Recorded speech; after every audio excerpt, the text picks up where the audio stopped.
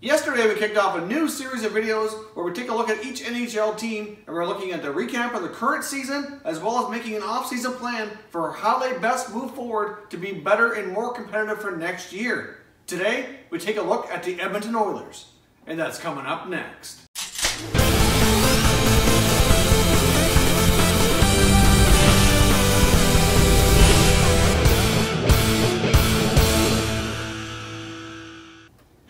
Welcome back to another video here at Top Shelf Hockey. If you're new to the channel, thanks for stopping by.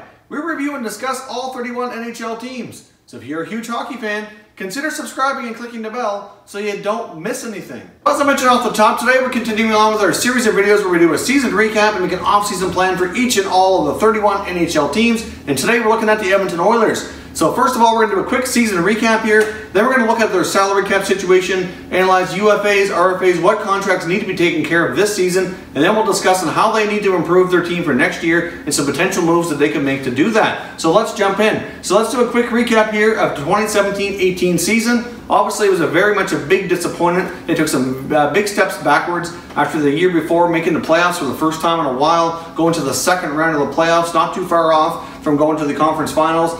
They really had high expectations. A lot of people picked them to be a cup favorite or a Western Conference Finals favorite, and they failed to even make the playoffs at all, taking some major steps backwards. They finished the season with a 36-40-6 regular season record, only putting up 78 points, so that's way out of the playoffs. So they were out of the playoffs for quite a while before the season was over.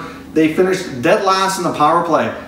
That's quite shocking when you consider the offensive weapons they have and what they can put out there on the power play with guys like McDavid and Draisaitl, etc. And they were dead last, so that's big disappointment. The PK wasn't a whole lot better, finishing 25th at 76.7%. So special teams was a big problem as well. But goals for, goals against weren't great. They ended up with a -29 goal differential on the season, scoring 234 goals and giving up 263 goals. So overall, there just wasn't a whole lot of good going right for the Oilers. McDavid had another solid season. Outside of him, and most players, for the most part, were either average or took steps backwards based on their previous track record. So overall, we need to see some better performances out of the Oilers if they are anticipating on moving forward. You can't change everybody on this team. They are going to need to make a few moves, and let's take a look at that. So their salary cap situation for the 18-19 season, as of right now, they have almost $65 million tied up in 16 contracts. So that's a lot of money and very few guys. Now, they don't have much in the way of UFAs. The only UFA really that's notable is Michael Camilleri, who is almost like guaranteed not to return to the Oilers.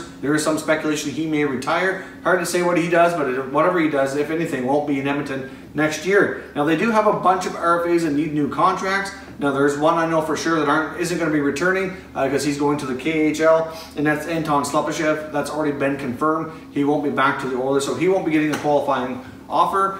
He'll be playing in the KHL next season. But they have 2 defensemen and 3 other forwards that are RFAs and need new deals. So let's take a look at that. You got Ryan Strome coming off a $2.5 million contract. He played in all 82 games, scored 13 goals, added 21 assists for 34 points. So considering how he started, it's not terrible, but it's certainly bigger things are expected out of Ryan Strome based on his draft status. That trade for Jordan Eberle really did not work out well for the Oilers. Eberle had found his game again with the Islanders, and Strome still looking for his playing with the Oilers. There is still some potential there, but really the clock is ticking on Ryan Strome to be more of a productive NHL player than he has been the last couple of years. Another RFA forward is Drake Caggiula. Drake Caggiula is coming off a $925K entry-level deal. Played 67 games last year, scoring 13 goals, adding 7 assists for 20 points. Caggiula was another college free agent signing. Hasn't quite lived up to the hype. Mainly been a bottom 6 forward. Had his moments trying out in the top 6, but really hasn't produced enough to stick up there at all. Then you got Pacioretty, who's coming off a $725K deal where he played 40 games but only put up 2 goals, 1 assist. So not much production there. So that's a player I question if he gets qualified, or if he does, it's probably going to have to be a 2-way deal and very little, if any, much of a raise there at all. So questionable whether or not Pacioretty comes back, in my opinion. On defense, they've got the big ones, Darnell Nurse. Coming out of his entry-level deal, he played all 82 games, put up 6 goals, 20 assists for 26 points. Nurse is certainly the future of that back end for sure. Getting a contract done for him is probably paramount for the Oilers, but at the same time, I don't think they should commit too long on this player as of yet. I think a bridge deal is probably more likely in this case. And the other defenseman is Matt Benning, coming off a $925K contract. Played 73 games, 6 goals, 15 assists for 21 points, and not too bad as well. So they don't have a ton of contracts that they need to worry too much about. Majority of them are RFAs, so they know they're going to be returning. It's just a matter of getting deals done. But they have some other contracts that are longer term, which are not looking so good right now. We'll get into that momentarily here. All 3 other goalies that they have under contract are going into their final year. They have Cam Talbot at 4.1, Al Montoya just over $1 million. Then the new goalie that they signed, Koskinen, out of the KHL, who they signed to a $2.5 million one-year deal. So obviously Koskinen is likely going to be the backup, or I assume they're going to find a way to move Al Montoya off the roster. That'd be my guess. The amount of money that they're willing to pay him, it's a one-way deal that he is going to play in Edmonton. So more than likely that means the end of the road for Montoya. He'll be finding a new home for sure. Won't be back in Edmonton, but he is under contract, so they will have to figure out something to do with him. Not sure what that's going to be as of yet, but only 1 year left on his deal. I'm sure somebody will probably take him as a backup goalie. That's basically been his role his whole career anyhow. So now let's take a look at what their team could look like with the current team, and assuming they get their RFAs under contract. I mean, their defense, you've got Andre Sekera, you've got Klefbom, Larson, and Russell. Those are your top 4 guys with as far as contracts and age and everything and experience. Then you got Nurse and Benning back there. Obviously Nurse and Benning, as we said, need new contracts, but you've got Sekera at $5.5 million for 3 more years. You got Klefbom another 5 years at $4.167. Adam Larson another $4.1 million and 3 more years, and Chris Russell $4 million for 3 more years. So obviously their defense wasn't great this past year, so it's certainly going to be difficult to make some moves. There has been some talk about maybe moving either Sekera or Klefbom. I'm not sure either of those are logically going to happen, but that's been the trade rumors that we've been hearing about the Oilers, would be that one of those guys might go in order to maybe find another winger to perhaps play with McDavid, but we'll also get into that momentarily. I think they may have the answer internally. Now, as far as their forward group goes, you've got Connor McDavid obviously kicking in a $12 million deal. That big mega contract starts this year. Leon Draisaitl making $8 million. You got Milan Lucic and Ryan Nugent-Hopkins each making $6 million. You've got Zach Cassian $1.95. You've got Ty Ratty $800K, Pontus Aberg $650, Kara's making $675, and then Jesse Puljujarvi at $925. Now I think a couple of guys that, for example, like Lucic is a terrible contract. I don't know if they can really do anything to move that. They probably would have to retain some salary, but if they could find a way to get away from that Lucic contract, that would really go a long ways to improving their forward group. He doesn't have the foot speed to keep up with those top 6 forwards, and he doesn't have the scoring touch like he used to either. I think the game has changed enough since he's been in the league that it's kind of changed away, not in a good way for Lucic. I mean, he can still play that power forward style. He's just not fast enough to keep up with guys like McDavid and Draisaitl. So if they could find a way to move on from Lucic, it would really give them a lot more flexibility here. But Ty Ratty really looked pretty solid going down the stretch. I think he could be a potential top 6 guy. I mean, not to say he's going to be there full time, but he did show a lot of potential coming down the stretch there. I think personally the main prospect they have that's not on the roster right now that could be next year, that had a look this year, was Kailer Yamamoto. I think he is a real strong possibility to play with McDavid. He's got the offensive abilities and he's got the speed.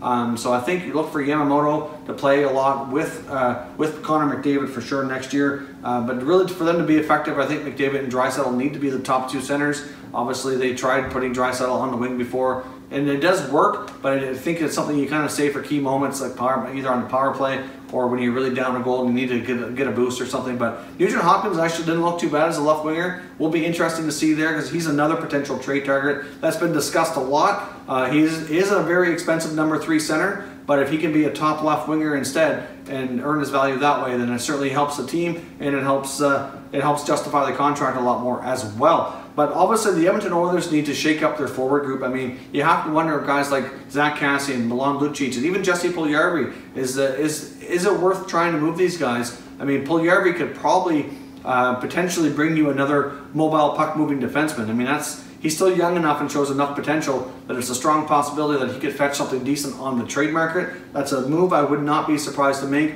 Moving Lucic, like I said, would be great, but it's going to be very difficult to do. And if they did do it, they'd have to eat a fair bit of salary. So I'm not sure if we're going to see that happen, unfortunately, but it would be great if they could. But either way, they need to boost their scoring. They need a bounce-back season from Cam Talbot. They brought in Koskinen in the goal to kind of challenge him for some more playing time. So I think their goaltending realistically should be better. And if Cam Talbot can bounce back, then that position will kind of solve itself with what they had in place. Obviously, like I said, they need new contracts for Benning and Nurse. There is potential about maybe moving one of their one of their other defensemen. Between Klefbom, Sekera, even Larson, really, like, could they move one of these guys to kind of give that decor a shake-up? It wouldn't be a terrible idea. I mean, considering how bad they performed this year as a group, not just the decor, but like as a team, you have to wonder if big changes could be coming in Edmonton. Peter Chiarelli's made a lot of bad trades, in my opinion, since he's been there. He's lost some of these deals. He needs to be careful. I mean, that Taylor Hall or Adam Larson deal does not look good right now. The Eberle for Strome deal does not look good right now. The Lucic signing does not look good right now. So, I mean, he's got to be careful. There's a lot of talk that they may trade the number 10 overall pick as well. So, I mean, they have the number 10 overall pick is in play. You got Jesse Puljujarvi could be in play. You got one of their top D, like I said, for example, either Klefbom, Sekera, Larson, one of those guys. Those are your most likely trade bait that you could see moved out of Edmonton to kind of bring back other assets and boost things up. Throw in Ryan Nugent-Hopkins into the mix as well. I know that we've seen Chiarelli say he wouldn't trade him, but if the right deal comes along, I think he has to do it. But at the same time, you've got to be careful. He's got to get these deals right because he's made too many bad deals since he's been the general manager there for the Edmonton Oilers. So I guess leave some comments down below. In your opinion, what's the best way for the Oilers to improve here? I mean, they've already brought in a better, upgraded backup goaltender, in my opinion. I think he'll challenge Talbot. So goaltending theoretically should bounce back, could get better. So that might solve itself. You get some studs up front with McDavid and Draisaitl. I mean, you know they're going to produce at a fairly high rate. Just a matter of getting them in the right situation with the right wingers. And then you really, but up front, they need to get rid of a couple of bad contracts, which is not going to be easy to do. And then they said they've got their young guys. Like, do they make some moves with some of those young forwards? You know, and all these RFAs, if you take a look at $15 million in salary cap space, and you got 5 contracts to get done, that's an average of $3 million per contract. I mean, some of these guys aren't going to make that much, obviously. I don't really think Pacioretty is a possibility. Maybe won't even be qualified, or if he is, like I said, it's going to be low value, possibly a two-way deal.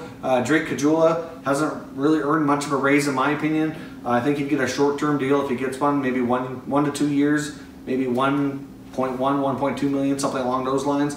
Ryan Strome certainly hasn't earned a raise, I don't think. So definitely I wouldn't give him any more than he's making now, 2.5. Nurse is going to probably get the biggest raise out of the bunch, and Matt Benning definitely deserves a raise as well. So I mean, even if they have you know, 8 to 10 million, let's say, within those 4 to 5 players, that still leaves them with some salary cap room. Plus, like, if they can find some relief with 1 or 2 of these other contracts that aren't so favorable, then they can make maybe make some free agent moves. So there's not a ton of free agents really on the market. I don't think that really suits this Oilers team all that well. Going to have to be done through trade. I mean, they've been one team that, for example, that I've heard the trade brought numerous times, not so much from hockey insiders, more so from fans. They'd like to see maybe the Oilers and the Habs get together for a Max Pacioretty deal, perhaps. Maybe they could trade, obviously it's been speculated they're going to trade Pacioretty. Maybe they give up the 10th overall pick and maybe throw in Jesse Puljujarvi or something else to even things up. Maybe it's a bigger package of players. You know, could the Habs and the Oilers maybe hook up for a deal?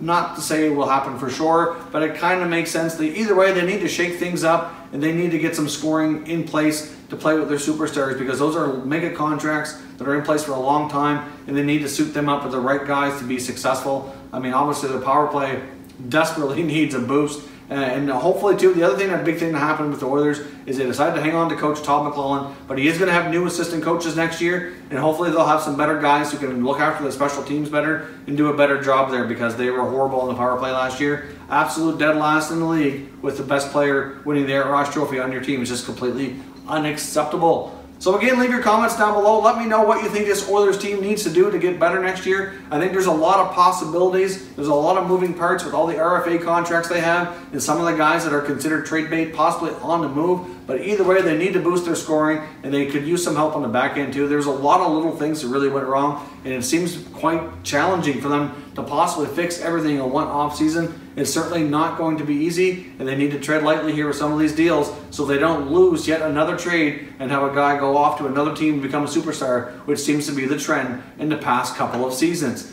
If you're new to the channel, I hope you consider subscribing. We cover all 31 NHL teams. There's plenty of content here for all fan bases to enjoy. If you want to watch our first video in this series of videos covering all 31 teams and their off-season plans, there'll be a link here on the end screen momentarily, as well as down in the description. You can check that out. Team number 1 that we covered was Montreal, Edmonton today, and there's many more teams here coming up in the coming weeks as we go through all 31 teams. If you haven't done so already, check us out on Twitter. You're going to find our Twitter handle on the screen right here. We're very active on Twitter. We love engaging in hockey conversations with our fans, so check that out if you're on Twitter. As always, thank you very much for watching, everybody.